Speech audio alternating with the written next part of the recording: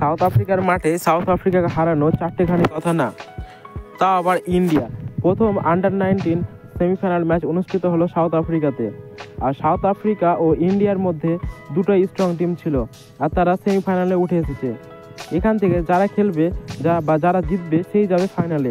আর প্রথম ম্যাচ অনুষ্ঠিত হয়েছিল সাউথ আফ্রিকাতেই। ইন্ডিয়া প্রথমে টসে জেতে আর ফিল্ডিং করার সিদ্ধান্ত নেয়।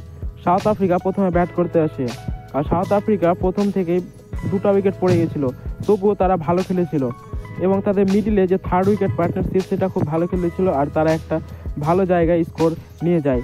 সাউথ আফ্রিকা আন্ডার-19 টিম 244 রানে 7 উইকেট হারায় 50 ওভারে।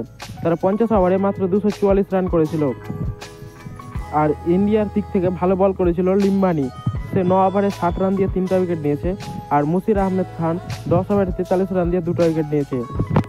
আর তারপরে ইন্ডিয়া আসে ব্যাট করতে। প্রথমে আমরা ভেবেছিলাম যে ইন্ডিয়া হয়তো এটা আসানি সে ম্যাচ জিতে যাবে, কিন্তু প্রথম থেকে দেখা যায় ড্রামা। কারণ ইন্ডিয়ার প্রথম উইকেট পড়ে যায় 0 রানে, আর তারপরে দ্বিতীয় উইকেট পড়ে 12 রানে, আর তারপরে 3টা পড়ে 17 রানে, আর তারপরে আবার 4টা উইকেট পড়ে যায় 30 রানের মাথায়। 30 রানে মাত্র 4টা উইকেট পড়ে গেছিলো, কিন্তু তবুও সেইখান থেকে ইন্ডিয়া ফাইট ব্যাক করেছে। আর ইন্ডিয়া যে ফাইট ব্যাক করেছে তাতে অবদান আছে উদয় সাহারানের। উদয় সাহারান ইন্ডিয়া আন্ডার-19 টিমের ক্যাপ্টেন। সে 124 বলে 81 রান করেছিল, আর তার সাথ দিয়েছিল সচিন দাস। সচিন দাস 95 বলে 96 রান করেছে। সে খুব ভালো খেলেছে। এরা দুইজন মিলেই ইন্ডিয়াকে জিতিয়েছে বা ফাইনালে নিয়ে যেতে সাহায্য করেছে।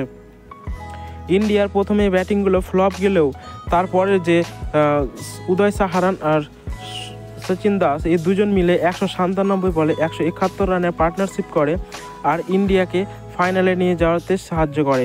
এবং শেষের দিকে লিম্বানি এসেছিল ব্যাট করতে, 4 বলে 13 রান করেছিল, দিয়ে সে ম্যাচকে জিতিয়ে দেয়। 48.5 ওভারে 248 রান চেজ হয়ে যায়। এইভাবেই টিম ইন্ডিয়া ফাইনালে চলে যায়। এর ফাইনালে যারা ওই দিক থেকে যে টিম উঠবে তাদের সাথে খেলবে টিম ইন্ডিয়া।